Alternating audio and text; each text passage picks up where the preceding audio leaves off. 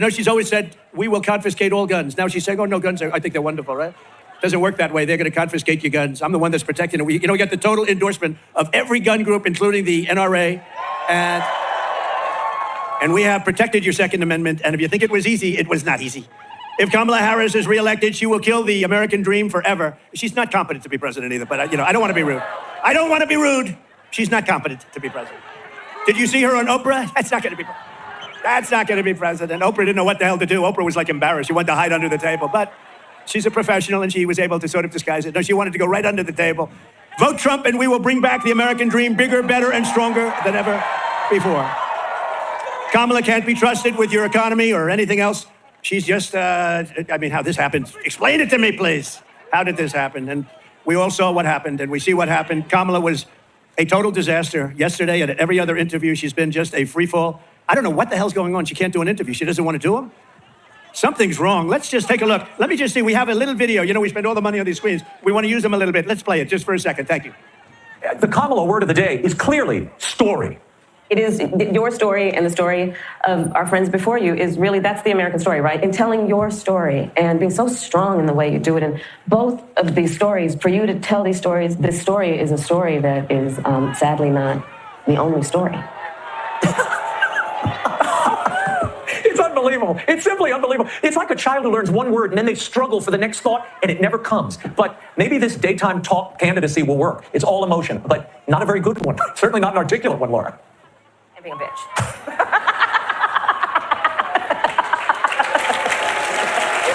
Turn that off.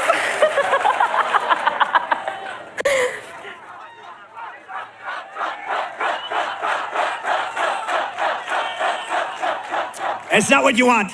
That's not what you want. Kamala and her group have seen what's happening to their campaign, and it's not going well for them. And they would like, just announced a little while ago as I was coming off the plane, they would like to do another debate. Although, good entertainment value. A lot of people say, oh, do it, it's great entertainment. I've already done two. One with Crooked Joe Biden at CNN, and the other one with Kamala on ABC. CNN was very fair, I thought. Joe was driven out of the race. It was a coup, by the way, but he was driven out of the race.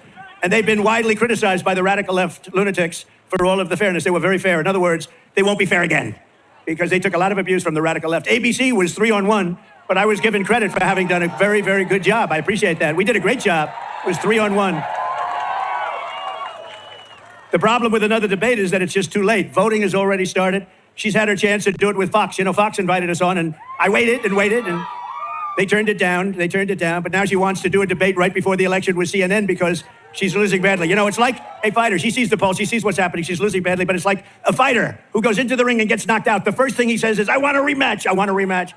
And I won all of the primaries. Remember, she won none. She went into no primaries. She got no votes. Biden, in all fairness, I'm no fan. But in all fairness to him, he got 14 million votes. She got none. She's done one debate. I've done two.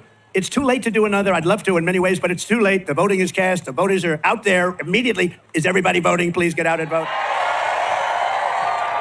I would rather see one-day voting, paper ballots, voter ID, and proof of citizenship, and we have a nice, honest election.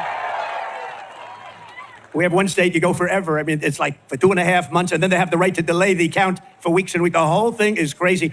We're going to get it changed. We got to get in. When we get in, we're going to get this craziness changed. Everyone knows that Kamala Harris cannot explain how she would make your life better because it's really her policies that have destroyed this country in the last 3 years. She was the border czar. Now she says she wasn't the border czar. It doesn't matter. She was in charge of the border, put there by sleepy Joe Biden.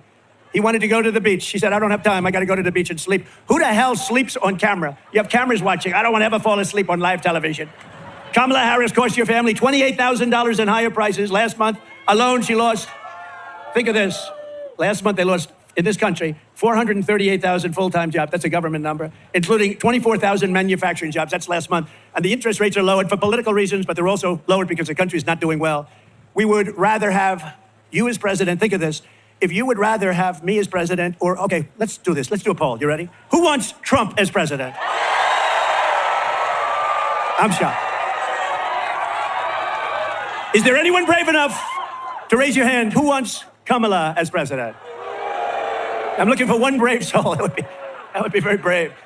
Who would you rather have as your president? Radical liberal Kamala Harris, who created the worst economy in your life. That's the worst economy that we've ever had under them. Or the businessman who created the greatest economy in the history of our country and in the history of the world. Who created the greatest.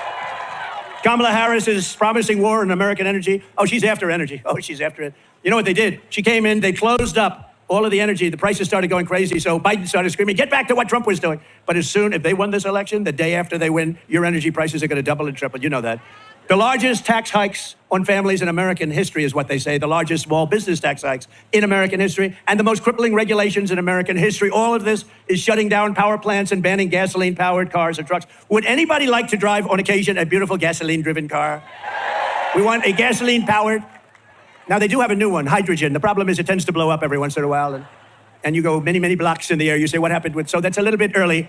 But we want new technology, we want hybrids, we want a lot of things. Under the Trump economic plan, we will cut your energy prices in half within, mark it down, and you can get very angry at me if we don't do it. Within 12 months, your energy prices will be cut in half. We have more liquid gold under our feet than anybody else.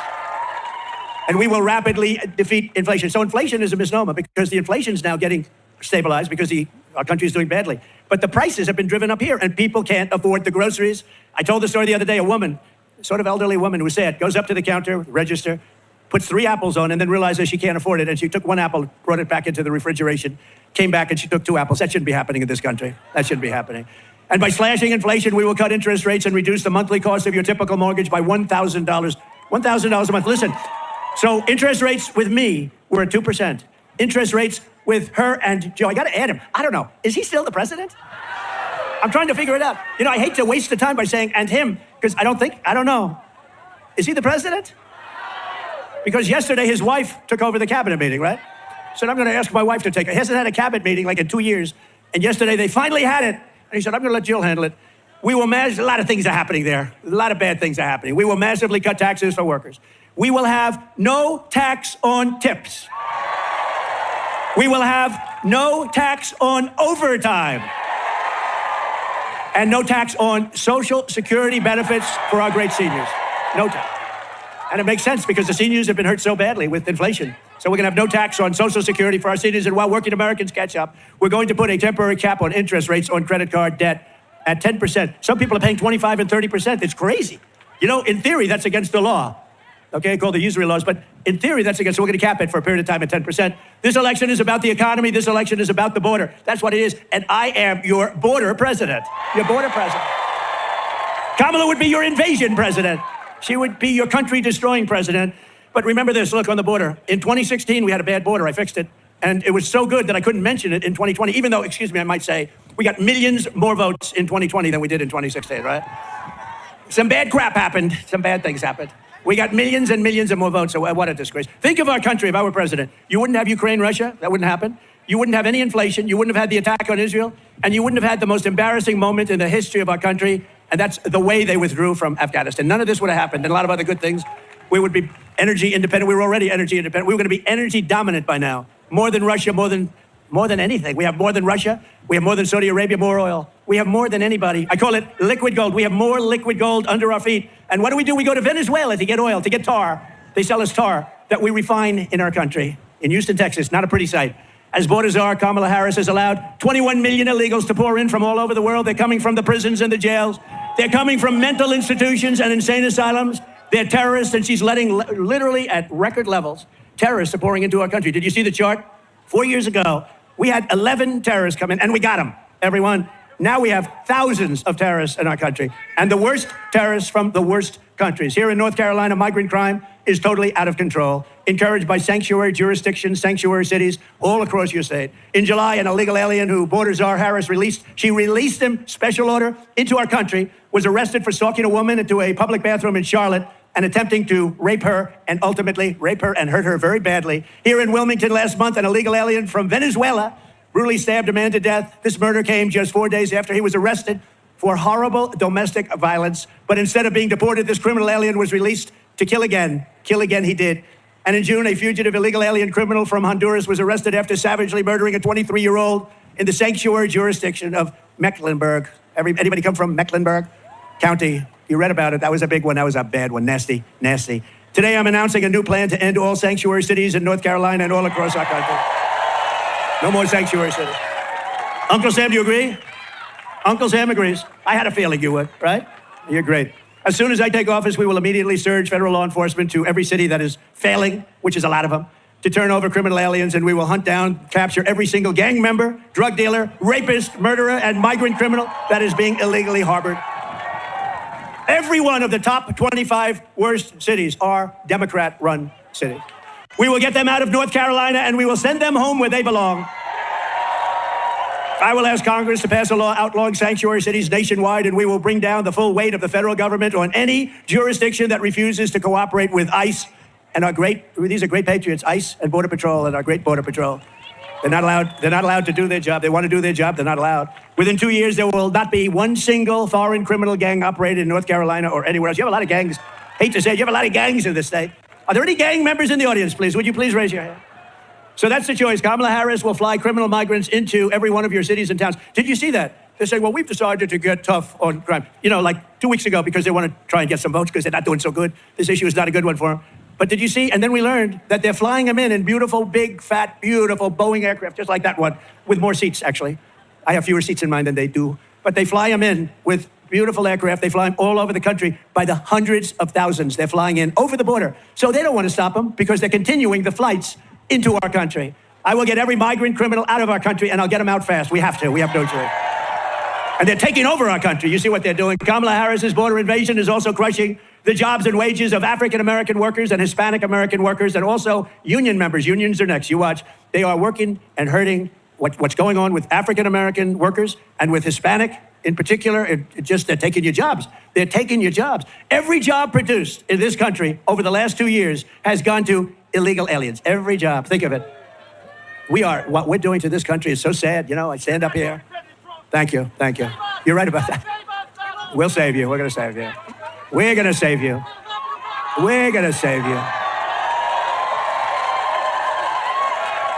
Yeah, we're going to save you. But it is sad. Young guy, I don't know where the hell he is. There are a lot of people out here. But when he screams, you've got to save us, President Trump, that we need to scream like that. That you would think in this country that you even need something like that. It's very sad. But we're going to save you. We will. We did it once. We're going to do it again. And we're going to do it at even higher level. An even higher level.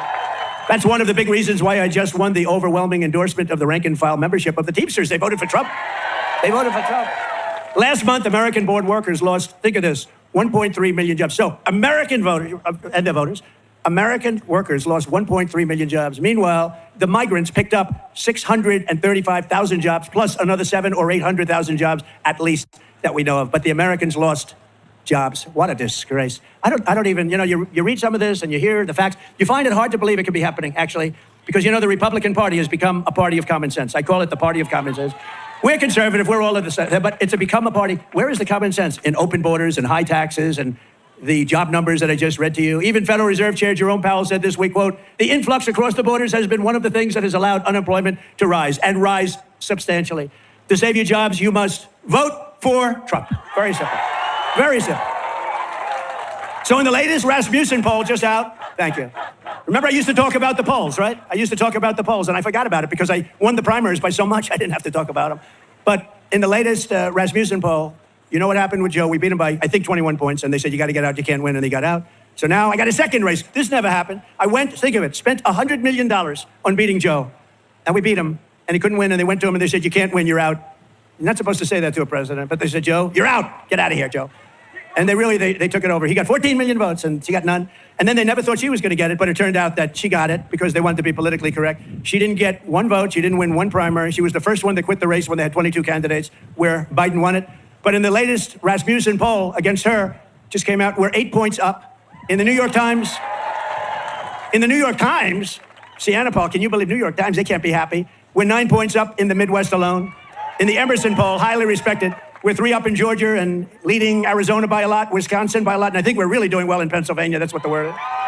But remember, don't get too carried away. They cheat. That's what they do. They cheat. Too big to rig. We got to get out there. Everybody's got to vote. And in the American Greatness poll, we're beating Kamala by 3 here in a place called North Carolina. And one that's very exciting, a poll just came out where we're actually leading in the state of Virginia, which no Republican has won in a long time. But take nothing for granted. You have to get out and vote. You just have to get out and vote. We cannot accept it. What they do is, it's the only thing they do well. They cheat. Their policies are no good. Their government is no good. Their management is no good, but they cheat like nobody can cheat. We're pleased to be joined today by a senator that I'm very proud of, actually. He ran and won and beat somebody who was tough. And I recommended before that Laura run for that office, but Laura said, I have a beautiful family, a husband, and two, the most beautiful kids. You're going to meet one of them in a minute. Because we happened to name her Carolina. So she said, you know, Dad, and we have a great gentleman named Ted Budd, a congressman, and he's fantastic. And so I said, Ted, you want to do it? I'm going to give you my endorsement. And I gave him the endorsement, and he has been a great senator. Ted Budd. Ted. Hi, Ted. He's done a fantastic job. Also, I was early with him, too. Dan Bishop, who is fantastic. Dan, you're looking good. You're looking good. Thank you, Dan. He's great. He's a warrior. David Rouser. David. We love David. And Ana Paulina Luna. I want to say it perfectly. Ana. She's so popular in Florida. I don't know. What's your next move? Stay, just relax.